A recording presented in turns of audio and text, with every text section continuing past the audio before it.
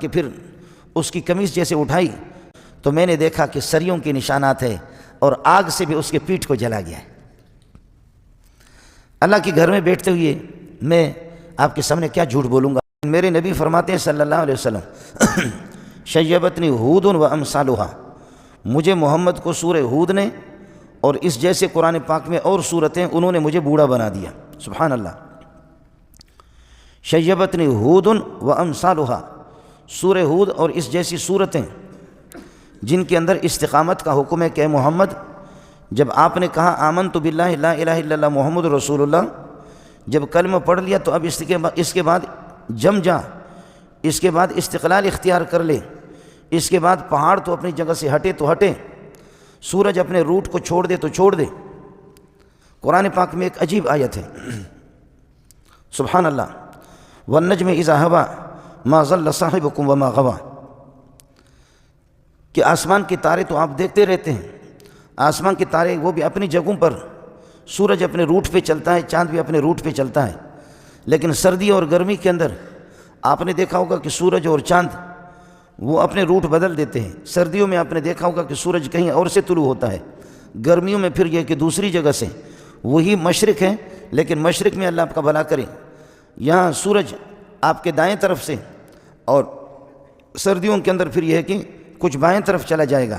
چاند کا حال بھی یہی ہے، لیکن اللہ پاک نے قسم اٹھائی ہے قرآن پاک کے اندر، فرمایا کہ یہ سورج اور چاند تو اپنا روٹ بدل دیتے ہیں، ان میں تبدیلی آ جاتی ہے، لیکن میں اللہ قسم کھا کے کہتا ہوں میرے محمد نے کبھی اپنا روٹ بدلا نہیں ہے۔ سبحان اللہ، سبحان اللہ۔ آسمانی تارے اور آسمانی روشنیاں وہ سورج اور چاند اور تارے ہیں، لیکن پوری کائنات کا، آسمان اور زمین، پوری کائنات کی روشنی وہ میرا محمد ہے۔ یہ سارے تارے اور سورج چاند یہ اپنے روٹ بدل دیتے لیکن محمد بدلا نہیں۔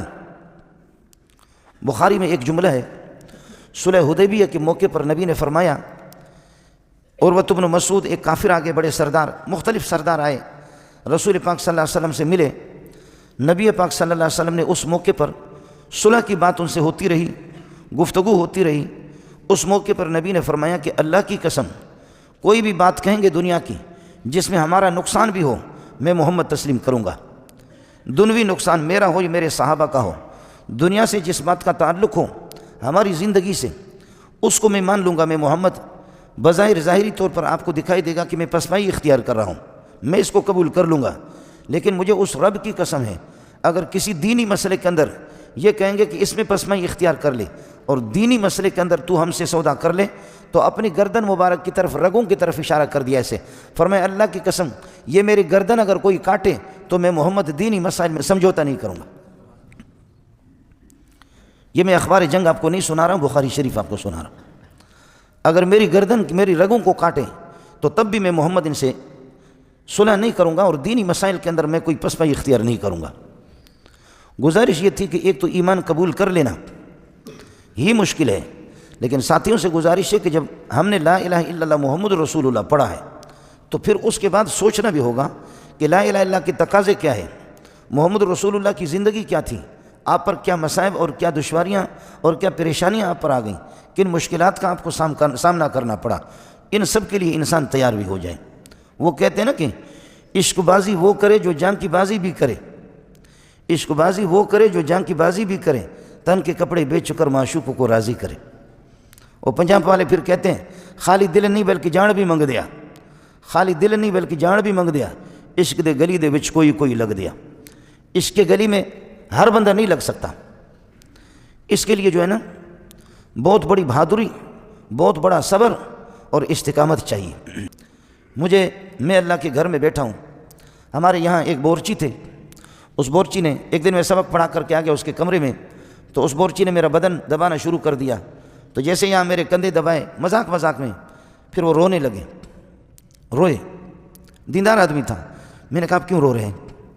کہنے لگے کہ میں نے ایک عالم کا بدن جب دبایا، بدن دبا کر کے پھر اس کی قمیص جیسے اٹھائی تو اس نے کہا کہ پیٹھ پہ کچھ، یہاں یہ ہے کہ کچھ زخم ہے کیا ہے، یہاں اس کو مل دو، کوئی تیل میں لگا دو۔ تو اس بورچی نے مجھے بتایا، اس نے کہا کہ جب میں نے اس عالم کی قمیص اٹھائی تو میں نے دیکھا کہ سریوں کے نشانات ہیں اور آگ سے بھی اس کے پیٹھ کو جلا گیا ہے۔ اللہ کے گھر میں بیٹھتے ہوئے میں آپ کے سامنے کیا جھوٹ بولوں گا اور آپ مجھے کوئی انعام بھی دیں گے کیا؟ اس نے کہا کہ میں نے اس کے پیٹھ پہ دیکھا زخمی زخم، ڈنڈوں کے زخم ہیں، سریوں کے زخم ہیں، اور ایسا محسوس ہوتا ہے کہ ماچس کی تیلی لگا کر کے اس کے جسم کو داغا گیا ہے۔ کہتے ہیں کہ جب میں نے یہ دیکھا تو مجھ سے رہا نہ گیا، میں رو پڑا۔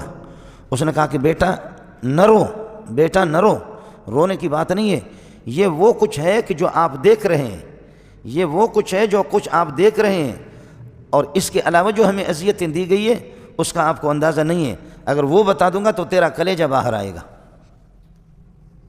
میں نے کہا وہ کیا ہے؟ میں ملک پاکستان کی بات کر رہا ہوں، سمجھے؟ کہنے لگے جب ہمیں جیلوں میں لے جایا گیا ہے، قید خانے کے اندر، تو ہمیں الٹا لٹکایا بھی گیا ہے، ہماری آنکھوں کو باندھ کر کے ہماری پٹائی جوتوں سے بھی ہوئی ہے، سریوں سے بھی ہوئی ہے، اور ہمارے جسم کو داغا بھی گیا ہے، ماچس کی تیلی لگا کر کے بھی داغا گیا ہے، اور استری، گرم استری بھی میرے جسم پہ، میرے پیٹھ پہ رکھا گیا ہے، اور پھر اتنے بڑے بلاک، ان بلاکوں کو رسی میں باندھ کر کے میرے نفس کے ساتھ اور ان سیین کے ساتھ، ان کے ساتھ باندھ کر کے کہنے لگے اب دوڑ لگاؤ، چلو۔ ہے وَمَا نَقَمُوا مِنْهُمْ إِلَّا أَن يُؤْمِنُوا بِاللَّهِ الْعَزِيزِ الْحَمِيدِ۔ تم اللہ والوں سے کس چیز کا انتقام لے رہے ہو؟ یہ قصور ہے ان کا کہ الا ان یؤمنوا باللہ العزیز الحمید، انہوں نے رب پاک پر، اللہ پر انہوں نے ایمان لایا۔ تمہیں شرم بھی تو آنی چاہیے۔ ملک پاکستان کی میں بات کر رہا ہوں، برطانیہ کی جیلوں میں یہ چیز نہیں ہے۔ سنتے رہو اور اپنے سینوں پر یہ ہیکیں، آپ یہ ہیکیں، پھر پتھر رکھو اپنے سینوں پر اور اپنے کلیجے پر۔ وَمَا نَقَمُوا مِنْهُمْ إِلَّا أَن يُؤْمِنُوا بِاللَّهِ الْعَزِيزِ الْحَمِيدِ۔ کس چیز کا انتقام لے رہے ہیں؟ قُتِلَ أَصْحَابُ الْأُخْدُودِ النَّارِ ذَاتِ الْوَقُودِ۔ ایک کھائیوں والے خدا تمہیں تباہ کر دے، تم نے کھڈے کھود کر کے ان کے اندر آگ جلائی، کوئلہ ڈال دیا اور ایمان والوں کو ان میں ڈال دیا۔ یہ قرآن سنا رہا ہوں آپ کو۔ قُتِلَ أَصْحَابُ الْأُخْدُودِ النَّارِ ذَاتِ الْوَقُودِ۔ کھائیوں والے، اللہ کرے کہ یہ تباہ ہو جائیں، ان کی غارت ہو، یہ تباہ ہو جائے، ذلیل ہو جائے، یہی اس کا ترجمہ ہے۔ کس چیز کا انتقام لے رہے ایمان والوں سے؟ وَمَا نَقَمُوا مِنْهُمْ إِلَّا أَن يُؤْمِنُوا بِاللَّهِ الْعَزِيزِ الْحَمِيدِ، جنہوں نے اپنے سینوں کے اندر عزیز حمید کو، اللہ کو بسایا ہے، یہی جرم ہے۔ وَمَا تَنقِمُ مِنَّا إِلَّا أَنْ آمَنَّا بِآيَاتِ رَبِّنَا۔ کس چیز کا تم ہم سے انتقام لے رہے ہو کہ ہم نے اللہ پر ایمان لایا ہے؟ یہ جرم ہے۔ السلام علیکم جی دوستو، آپ نے دیکھا اور سنا شیخ مولانا منظور مینگل صاحب کو کہ شیخ مولانا منظور مینگل صاحب کیا بیان فرما رہے تھے۔ آپ نے بغور دیکھا اور سنا شیخ مولانا